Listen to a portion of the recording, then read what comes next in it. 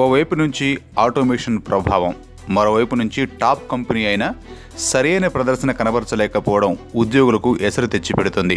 గతేడాది కాలంలో దాదాపు 9,000 మంది ఉద్యోగులు ఆ కంపెనీ నుంచి బయటకు రావాల్సిన పరిస్థితి వచ్చింది. ఇంతకీ ఆ కంపెనీ ఏమిటా అనుకుంటున్నారా? దేశీయంగా నెంబర్ 2 కంపెనీగా ఐటీ సర్వీసులు అందిస్తున్న ఇన్ఫోసిస్ సంస్థ.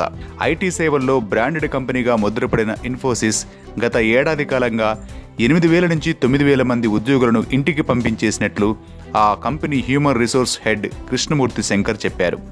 అయితే ప్రస్తుతం ఆ ఉద్యోగులు మరింత అడ్వాన్స్డ్ ప్రాజెక్టులలో పనిచేస్తున్నారని వెల్లడించారు. ప్రతి క్వార్టర్లోనూ దాదాపు 2,000 మందిని బయటకు పంపుతున్నామని, వారికి స్పెషల్ కోర్సులో ట్రైనింగ్ ఇచ్చిన తర్వాతే కంపెనీ నుంచి తీసివేస్తున్నట్లు ఆయన చెప్పారు.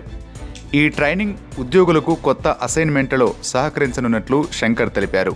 ఆటోమేషన్ రంగం తీవ్రంగా విస్తరిస్తుందని, ఈ నేపథ్యంలో ఉద్యోగ నియామకాలు తగ్గిపోతున్నట్లు ఆయన వివరించారు.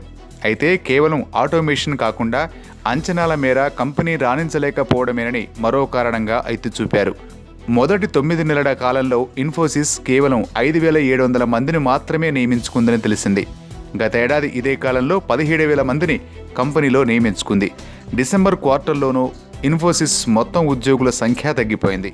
పెద్ద ఐటీ సర్వీసుల కంపెనీలను ఆటోమేషన్ ప్రక్రియపై ఎక్కువగా పెట్టుబడులు పెడుతూ సాంప్రదాయ వ్యాపారాలు, BPO, application management, infrastructure management వాటిపై పెట్టుబడులను తగ్గిస్తుండటంతో ఈ పరిస్థితి నెలకొంటోంది.